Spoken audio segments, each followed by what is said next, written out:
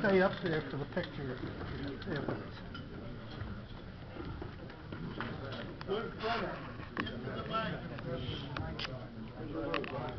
No?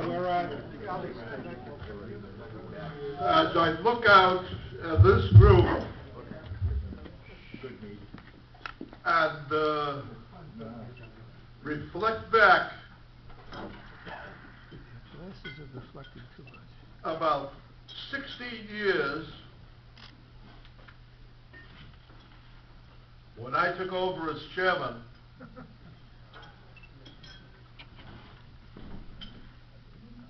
I don't know what the word is. I'm amazed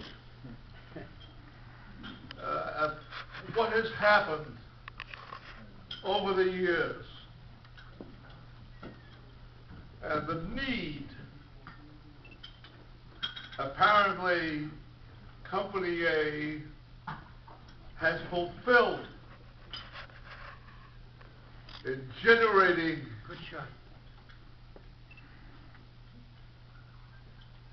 friendships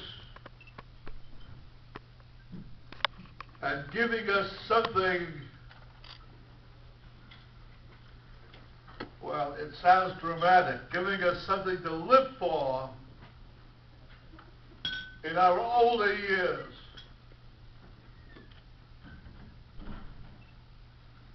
I think our founder certainly would have been pleased. Certainly I am.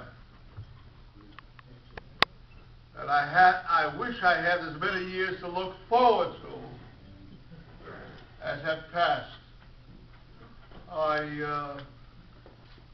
What the hell would I have done without you guys? Life would have been a little bit lonesome. I wish I had something more profound to say. That's good. But I can only reflect what my feelings are.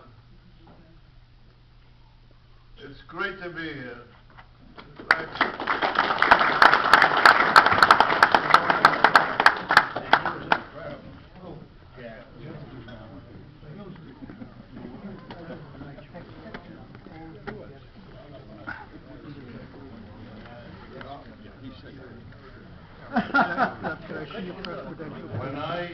When I became chairman after Jack White, What is your name?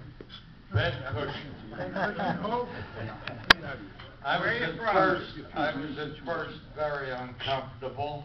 You still I had chaired other organizations, but nothing like Company A, and to this day I believe there is nothing quite like Company A. There's no phone squad, there's no constitution, there's no Robert's Rules of Order, and we function wonderfully. Harold Larkin had his style, extremely witty, urbane. He was one of a kind. Jack White had his style. We used to interview guests and prospective members and rake them over the coals in a very gentle way. When I took the office, I felt that the meetings ought to be a lot of fun and enjoyable, and I introduced the jokes and quips, and today I have a huge collection of them. I feel as Jack does. I put quite a bit of time and effort into Company A, and I've been repaid tenfold or more. My life would be completely different if it were not for Company A. My dearest friends are in this room. Thank you. Thank you all.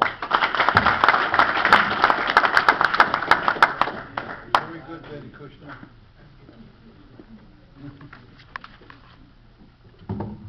Ben, the assignment you gave me is try to recall things that happened while I was chairman. Ah, yeah. That was the original assignment. Right. Now, as Bruce Foote knows, my PC crashed 2 years ago, so I have no record of. I remember things, but I don't know whether they occurred while I was chairman. Or alive. Married. One thing I remember when I was chairman, somehow I got Alan Eisnitz, who is sick and not here today, and Harold Larkin to talk about aging. And somehow or other, it came up that Bob Goldscheider had a world-class collection of corkscrews. Right. And he mentioned that he sold them for $300,000 or $400,000. Whereupon, of course, Harold, never asleep, said, "What did you declare as a capital gain?" He didn't get an answer from me. I wanted, time doesn't permit, but I wanted to pick up from what Bernie Zahn said. To appreciate Harold Larkin, you have to know he had the least formal education of anyone in this room. He was an autodidact. He taught himself things which would amaze you. And he never used it to parade his knowledge. He would use it to provoke good conversation. I saw him a week before he died at the Boca Raton Community Hospital. And we had our usual lively conversation. And he said all of a sudden, which should have been a tip-off for me, "I'm so glad I don't have to exercise anymore." That's an interesting remark. I said, "Harold, I'm going to California.